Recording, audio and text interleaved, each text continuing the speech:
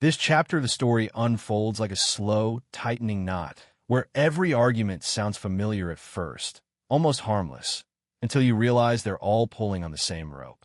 The baby has changed everything, but nobody in the house agrees on how to admit it. Joey's presence doesn't bring peace. It brings clarity, the kind that exposes old habits and forces everyone to decide whether they're willing to change or willing to fight.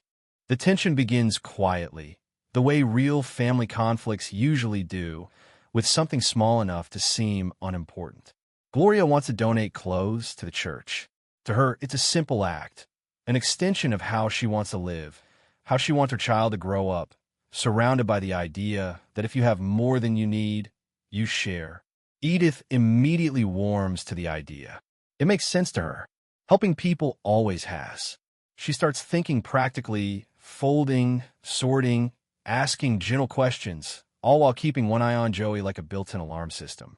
But Archie reacts as if Gloria has announced she's giving away the family silver. His resistance isn't logical, and it isn't subtle. He insists his clothes are too good for charity, as if quality itself should disqualify generosity. What Archie is really defending isn't fabric, it's status. In his mind, clothes signal who you are, where you belong, and what you've earned. If his jacket ends up on someone else's shoulders, then the lines he depends on, between respectable and desperate, between us and them, start to blur. Gloria hears none of that as wisdom. She hears fear disguised as authority. And for perhaps the first time, she doesn't soften her response to spare his feelings. Motherhood has sharpened her. She goes straight to Archie's closet and starts pulling items like evidence, daring him to explain why generosity should stop exactly where his comfort begins. The argument escalates quickly because it's never just about clothes. It's about who gets to decide what values mean in this family now. Archie is used to being the loudest voice in the room, the one who defines what's reasonable and what's ridiculous. Gloria challenges that position openly. She isn't a kid anymore.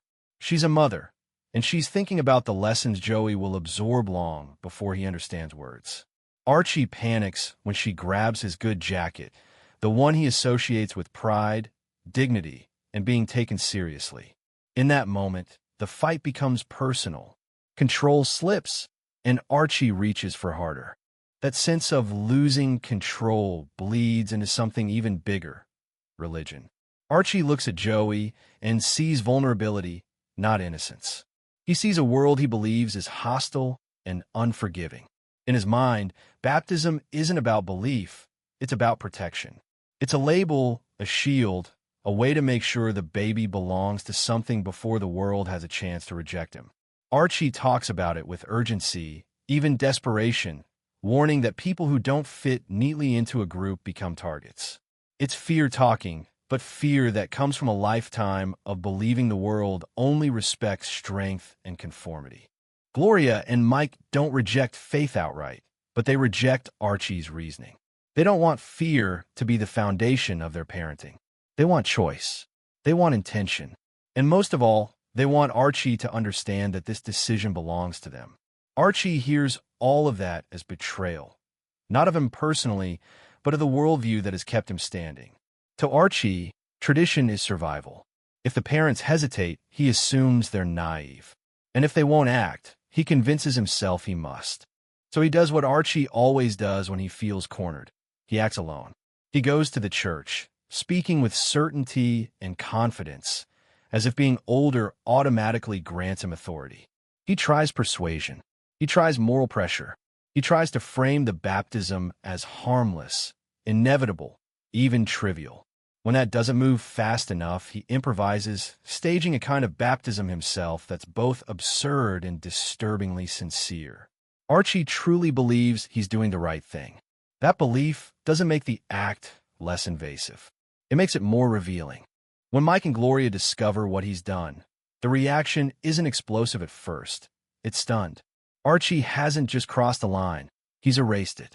He's made a decision about their child behind their backs, convinced that his fear justifies the betrayal. Gloria's anger isn't theatrical. It's cold and grounded. This isn't about religion anymore. It's about trust. It's about whether Archie sees her as a parent or as a temporary obstacle to be managed.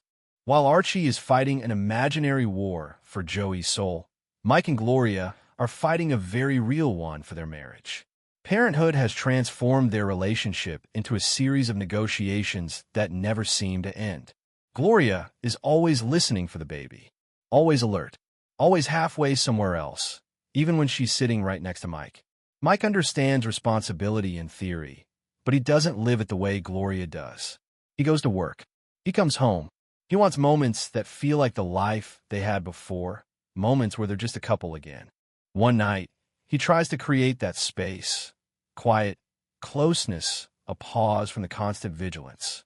Gloria tries, but the baby's presence fills the room even when he's not crying. She thinks she hears something. Mike insists she can't.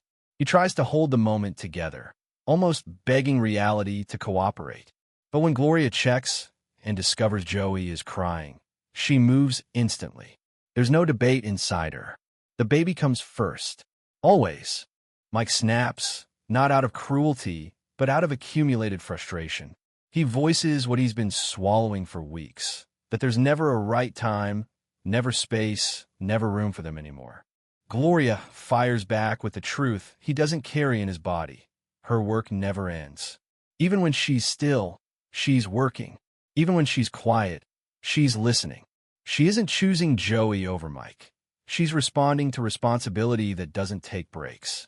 The argument cuts deep because neither of them is wrong. They're just standing on different sides of the same exhaustion. Edith, watching this unfold, becomes the quiet bridge between generations.